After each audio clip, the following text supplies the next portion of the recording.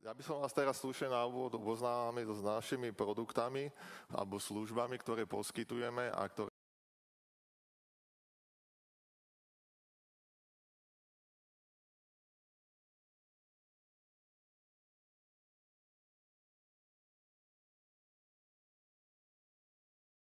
Ako prvý produkt by som vás predstavil ortofotomozaiku Slovenskej republiky, ktorú vlastne úspešne tvoríme od roku 2017 v spolupráci s Ministerstvom pôdohospodárstva a rozvoja vidieka.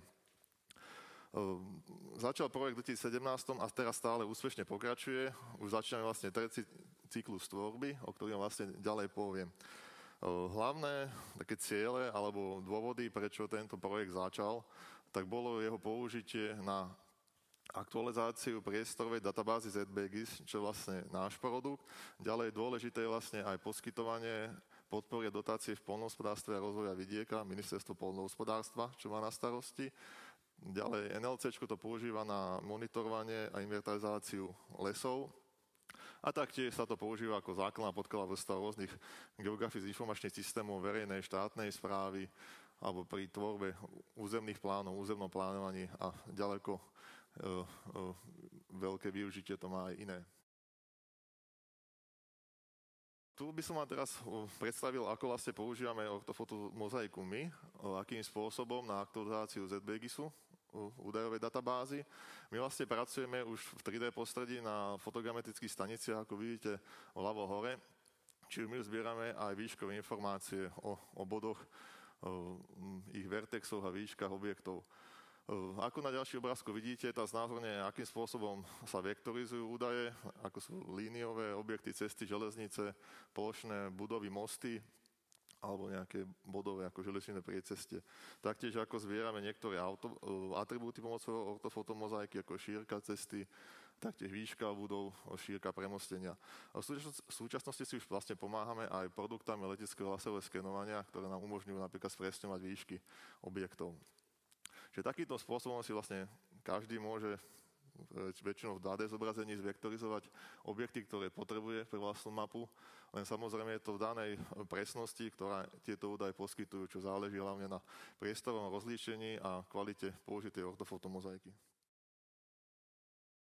Čo sa týka teraz jednotlivých produktov ortofotomozaiky, ktoré poskytujeme, tak prvý cyklus, ktorý sme ukončili v roku 2019, táto ortofotomozaika je taktiež celá dostupná. Základné parametre bolo, v prvom cykle bol 20 cm pixel, je poskytovaná v slovenskom systéme SJTS, čiže v pôvodnej realizácii. Je tu si treba dať pozor, že ktoré údaje sú v ktorej realizácii poskytované, aby potom nenastali nejaké problémy pri spracovaní a tvorbe. A poskytujeme ako vlastne rastre typkové. Pri prvom cykle bola vlastne polová presnosť dosiahnutá 30 cm. Druhý cyklus tvorby sme ukončili vlastne tento rok, keď boli údaje z východnej časti Slovenska zverejnené na poskytovanie. Tento prebiehal v rokoch 2020 až 2022. V tomto prípade vlastne bolo zväčšené priestorové rozlíšenie na 20 cm a taktiež bola dosiahnutá lepšia polová pretnosť, a to aj z dôvodu toho, že na ortorektifikáciu bol použitý už nový digitálny model reliefu z leteckého laserového skenovania. Tento rok vlastne začalo už letecké snímkovanie znovu západného Slovenska, západnej časti. Myslím, že to už je aj celé už zalietané a už sa to spracováva postupne jednotlivé lokality, ktoré odovzdáva Ministerstvo pôdohospodárstva. A tu sme vlastne ešte zvýšili priestorové rozlíšenie na 15 cm. Čiže toto bude ešte podrobnejšie. Zo západného Slovenska bude vlastne ortofotomozaika dostupná potom na niekedy jar budúceho roka v apríli na stiahnutie. Teraz vám vlastne poviem, v akom formáte alebo kde si tieto údaje stiahnete, ak vlastne neviete, lebo určite už mnohí s nimi pracujete a poznáte ich, používate. Tak my ich vlastne poskytujeme ako georeferencované rastre vo formáte TIFF, ktoré vlastne sme narazali podľa cloudu štátnej mapy odvodenie, čiže jeden mapový list predstavuje alebo zasahuje územie 2,5 x 2 km. Ako vidíte vlastne na obrázku, aké je rozdelené územie. Tieto údaje ortofotomozaiky si môžete napríklad prezerať v našej aplikácii mapový klient ZBGIS ako podkladovú mapu ortofoto, ktorá vlastne obsahuje ten najnovší cyklus z roku 2020-2022. Teraz vlastne sa chystá novinka do našej aplikácie, že pridáme vlastne aj historické alebo staršie verzie ortofotomozaiky, takže bude si môže prezerať aj tie staršie cykly. Táto novinka by mala byť v aplikácii dostupná asi budúci týždeň. My na testovacej verzii už to máme nahodené, tak som už to zobrazil. No výhoda je, že v našej aplikácii si viete potom takto zobraziť aj s inými údajmi, ako je kataster nehnuteľnosti, adresné body, agrovrstvy od ministerstva pôdohospodárstva, ZBGIS a takisto si viete pripojiť vlastné údaje, vlastné služby, vlastné súbory. Takisto v aplikácii pribude novinka, to je pridávanie VGI súborov pre pozemkové úpravy, ktoré majú svoju osobitnú štruktúru, je ich viacero vrstiev, čiže už si tam budete môcť vedieť pridať aj takto VGIčka z pozemkových úprav, vlastne v tej symbolike a farbách, ako je vlastne programov VGI, tak je to približne urobené, čiže je to tam možné potom prezerať aj s ostatnými údajmi v aplikácii. Keď si potrebujete vlastne stiahnuť, tak je možné raster exportovať v téme základná mapa, kde jednoducho sa približíte na danú oblasť a potom vlastne na mail príde odkaz na stiahnutie zip súboru. V aplikácii ale možné stiahovať menší počet tých mapových listov do nejakých 20. Ak potrebujete, alebo chcete ortofotomozaiku z celého územia Slovenska, tak keď prejdete na našu stránku www.geoportal.sk, tam vlastne sú uvedené linky na stiahnutie z cloudu všetkých jednotlivých častí prvý, druhý cyklus. Čiže je možné si bezodplatne stiahnuť a používať na svoje účely. A kto potrebuje alebo pracuje s GIS-CAD aplikáciami, ktoré podporujú prácu s webovými mapovými službami, tak odporúčam vlastne využiť vlastne tie naše voľné dostupné, čiže tam vlastne potom odpadá nejaký problém so sťahovaním veľkého množstva rastrov a ich následným nejakým mozaikovaním a používaním. Čiže jednoducho si pripojíte VMTS-ku napríklad a môžete na novo pracovať bez problému. Na našej stránke Geoportál my máme zverejnených aj pár takých jednoduchých návodov na prácu s našimi údajmi. Väčšinou je to vlastne robené vo voľne dostupnej aplikácii QGIS, keďže k nej sa vedia dostať aj bežní používateľia a vedia s nimi tam pracovať, niečo si pripraviť. V návode pre ortofomozaiku je vlastne uvedené, ako si ju napríklad jednotlivé rastre spojiť do väčšieho celku, orezať podľa nejakého priestorového súboru, transformovať do iného súradnicového systému.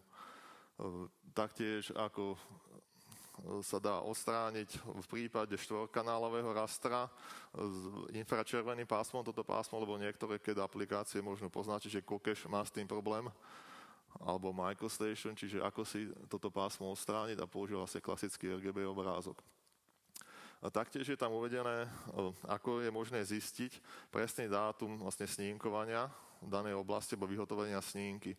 Keď si vlastne na Geoportáli stiahnete Shapeal súbor s prehľadom leteckých meracích snímok, tam je uvedený dátum aj hranice jednotlivých snímok, ktoré boli použité na tvorbu ortofotomozaiky. Čiže v takomto prípade viete zistiť presne daný dátum, ktorý je zachytaný, stav v danom dátume, ktorý je zachytaný na ortofotomozaike. Čiže to je tiež dôležité, aby človek teda vedel, že presne kedy sa napríklad budovy a podobne na mape nachádzajú.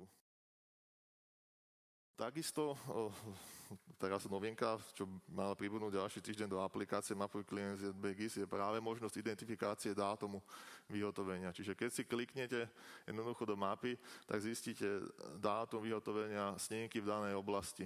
Čiže bude možné aj z prvého cyklu, aj z druhého cyklu si pridať ortofotomozaiku a zistiť dátum snímkovania. A tak napríklad vedieť, že ako sú aktuálne údaje, napríklad tu porovnávam s katastrom a tak ďalej. Čiže to bude vedieť veľmi jednoducho zistiť aj takto priamo z aplikácie. Taktiež, keď už budú vlastne v dispozícii viaceré cykly, tak je teraz možné porovnávať nejaké zmeny údajov, ktoré sa vyskytli v krajine v priebehu rokov a na to v aplikácii je možné použiť funkciu porovnanie map.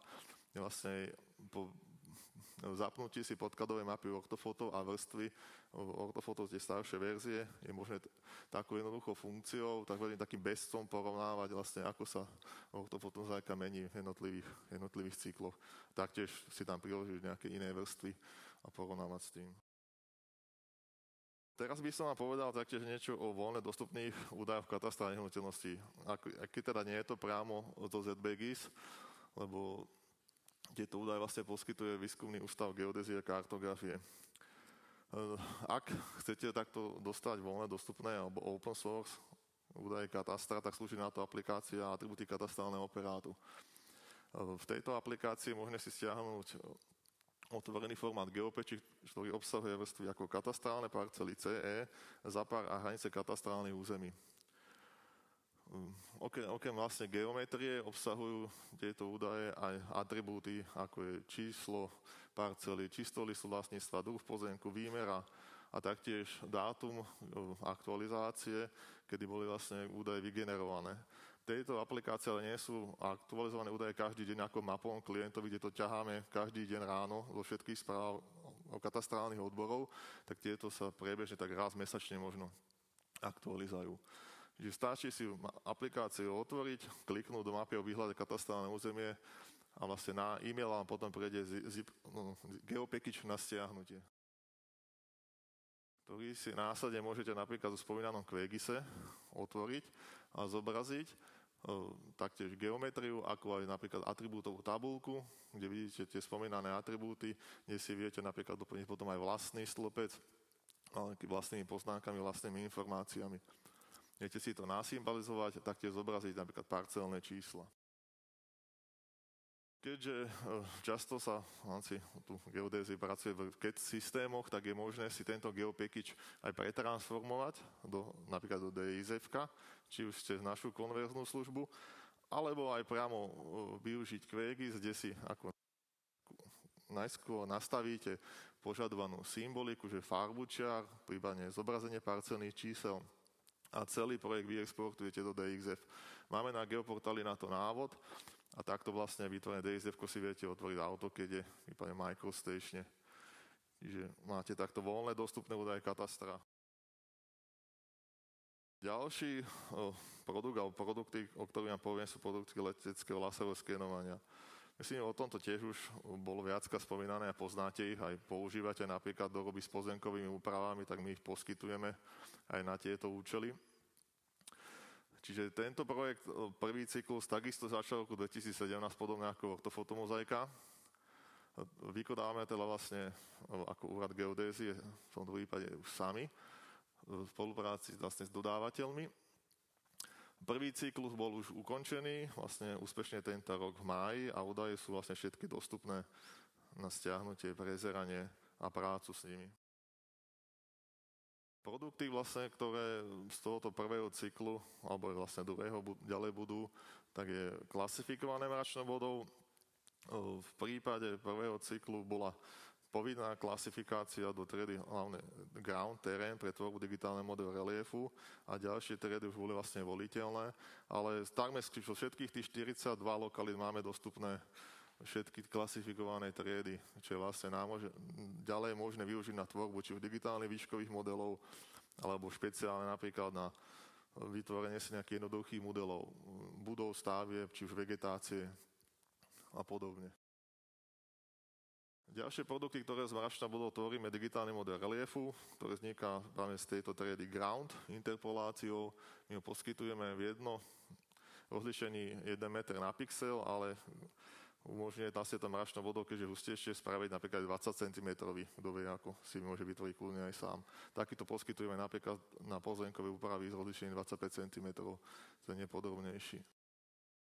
Ďalej potom z mračnou vodou sa dá vytvoriť aj digitálny model povrchu, kde vlastne okrem povrchu samotného terénu sú zachytené aj vrchné povrchy ďalších objektov, ako sú budovy, vegetácia, vodné plochy a tak ďalej. Čiže aj tento digitálny model je možné potom ďalej používať na zase iné účely ako DMR spomínané. Minulý rok, vlastne v roku 2022, sme začali aj s druhým cyklom laserového skenovania celého územia Slovenska. V tomto prípade sme územie rozdelili na viac menších lokalít, ktoré vlastne budú postupne vyberané a skenované. Ako na mapke vidíte, že prvých 10 už bolo vysúťažených a tých prvých 5 z minulého roka vlastne už je naskenovaných, spracovaných a tento rok už budú dostupné aj na stiahnutie. A tie vlastne ďalšie sa budú skenovať tento rok v zimnom období. Čiže aj toto by malo vlastne do konca roka, potom pribudnú informácie na geoportál a budú tieto údaje môcť sa stiahnuť a používať. Tu je vlastne tabuľka, ktorá by zaujímala nejaké rozdiely medzi prvým a druhým cyklom. Tá hlavný rozdiel na tie požadované parametre, že pri druhom cykle sme dali podmienku na vlastne väčšiu hustotu bodov posledného odrazu až na 15, čiže mračno bodov bude hustejšie ako v prvom prípade, aj keď tam teda bolo tiež požadovaných 5 bodov, ale boli dosiahnuté aj vo veľa vyššie hustoty, od 7 až do 47. Taktiež bola požiadaná väčšia napríklad prekryt jednotlivých skenovacích pásov. Povinná klasifikácia bude teraz do všetkých tried, plus voliteľná pri elektrických vedeniach, a to sa týka hlavne tých vysokonapäťových 400, 220 a 110 kV. A taktiež boli trochu požiadavky väčšie na dosiahnutú presnosť. Čo týka poskytovania údajov, tak údaje digitálneho modelu reliefu povrchu je už ponovo možné stiahnuť v rámci ako balík z celého Slovenska, stiahnuť z cloudu na geoportály, prípadne po menších časti aj vyexportovať z mapového klienta ZBGIS TM terén, kde vám vlastne tiež príde podobne ako v ortomozaike zipko na stiahnutie na e-mail. Ďalej, čo sa týka mračna bodov, to je poskytované zatiaľ buď cez mapového klienta na základe výrezu zvoleného, alebo potom na objednávkový formulár, keďže v tomto prípade sa jedná o veľké množstvo údajov, čo môže byť až niekoľko terabajtov podľa toho, kto koľko toho chce. Čiže tam treba potom si prísť objednávkou a s nejakým externým diskom, keď je toho viacej. Takisto aj pri týchto produktoch laserového skenovania sme pripravili jednoduché návody v QGISe. Pri návode prácu s mračnou vodou je tam vlastne popísané, ako si tam mračno pripojiť, ako si napríklad zobraziť v 3D, ofarbiť podľa klasifikácie, výšky, ako si vybrať body napríklad podľa klasifikačnej triedy alebo podľa nejakého priestorového ohraničenia, vyexportovať do iného formátu, napríklad ako DXF-ko, alebo odberať nejaký výškový profil a tak ešte pretransformovať z jedného do druhého súradnicového systému. Čiže jednoducho. No nedá sa tam zatiaľ v QGISe úplne až tak pracovať s tým mračnou bodom, ale na jednoduché prezeranie takéto operácie, keď niekto si chce len prezrieť alebo zistiť, ako to mračno vyzerá, zobraziť s inými údajmi, ako vidíte napríklad s katastrálnymi parcelami, ako to vyzerá v 3Dčku, tak dá sa aj QGIS použiť, keďže to je voľne dostupná aplikácia. Takisto aj pri týchto produktoch laserového skenovania sme pripravili jednoduché návody v QGISe. Pri návode prácu s mračnou vodou je tam vlastne popísané, ako si tam mračno pripojiť, ako si napríklad zobraziť v 3D, ofarbiť podľa klasifikácie, výšky, ako si vybrať body napríklad podľa klasifikačnej triedy alebo podľa nejakého priestorového ohraničenia, vyexportovať do iného formátu, napríklad ako DXF-ko, alebo odberať nejaký výškový profil a tak ešte pretransformovať z jedného do druhého súradnicového systému. Čiže jednoducho. No nedá sa tam zatiaľ v QGISe úplne až tak pracovať s tým mračnou bodom, ale na jednoduché prezeranie takéto operácie, keď niekto si chce len prezrieť alebo zistiť, ako to mračno vyzerá, zobraziť s inými údajmi, ako vidíte napríklad s katastrálnymi parcelami, ako to vyzerá v 3Dčku, tak dá sa aj QGIS použiť, keďže to je voľne dostupná aplikácia. Tu vlastne už je zobrazené práve tie výstupy, ktoré som spomínal. To je konkrétne jedna diaľničná križovatka, myslím pri Liptovskom Jáne, že ako vyzerajú už nastavenou symbolikou tie sklony, orientácie, 3D zobrazenie a tak vrstevnice, výškový profil. Čiže takéto jednoduché vrstvy sa tam dajú pripraviť a tie potom použiť napríklad v používaných CAD aplikáciách, keď podporujú prácu s rastrami ako podkladovú mapu. Teraz ešte na konci také stručné info vlastne o ZBGIS základnej báze pre geografický informačný systém. Vlastne môžeme to úplne jednoducho povedať, že to je geodatabáza nejakých základných údajov vrstiev o území Slovenska, ktorá slúži na tvorbu map, či už vlastne základného štátne mapové diela, alebo tematických map, alebo ako podklad pre geografické informačné systémy, hlavne teda verejnej správy a samosprávy. Ale samozrejme je to možné použiť aj vo svojich mapách alebo aplikáciách. Samotná databáza ZBGIS sa skladá vlastne vyše 100 rôznych tried objektov a vrstiev podľa katalógu objektov ZBGIS, ktoré sú zaradené do niekoľkých kategórií. Sú tam základné vrstvy, ktoré sa nachádzajú v mapách ako budovy, cesty, železnice, vodné toky, vodné plochy a tak ďalej. Okrem vektorových údajov je možné vlastne ZBGIS dostať, alebo my ho poskytujeme v rastrovej forme ako tzv. ZBGIS raster v mierkach 1:5000 až 50 000. Vlastne tu sú tieto vektorové údaje, je nastavená kartografická symbolika, sú vyexportované do TIFka, súhraničného systému ETSK 03. Tieto je možné taktiež si potom stiahnuť a použiť ako podkladovú mapu v svojich aplikáciách, softvéroch. Vlastne tu len, kde sa k ním dostanete, čiže môžete si to stiahnuť v mapovom klientovi ZBGIS, podobne ako ortofoto mozaiku, takým istým štýlom. Na geoportáli vlastne sú kompletné na stiahnutie ako celý balíček, čiže to si viete z celého Slovenska naraz stiahnuť, všetky ZBGIS rastry a použiť. V mapovom klientovi sa dá prezerať ako podkladová mapa ZBGIS a identifikovať informácie o objektoch a taktiež je možné použiť webové mapové služby VMS a MTS, ktoré sa dajú pripojiť do mapových aplikácií. A ešte úplne nakoniec, vlastne, ako som už spomínal pri tých rôznych produktoch, všetko je poskytované aj pomocou webových mapových služieb OGC v štandarde. Vlastne okrem ZBGIS je samozrejme ESK, ako katastrálna mapa, mapa určeného operátu, ktoré sa dajú pripojiť a pracovať s nimi ako nejaký podklad. Čiže aj takto sa to dá jednoducho poskytovať a používať. Myslím, že to už je všetko, tak ďakujem za pozornosť, keď budú nejaké otázky v rámci diskusie.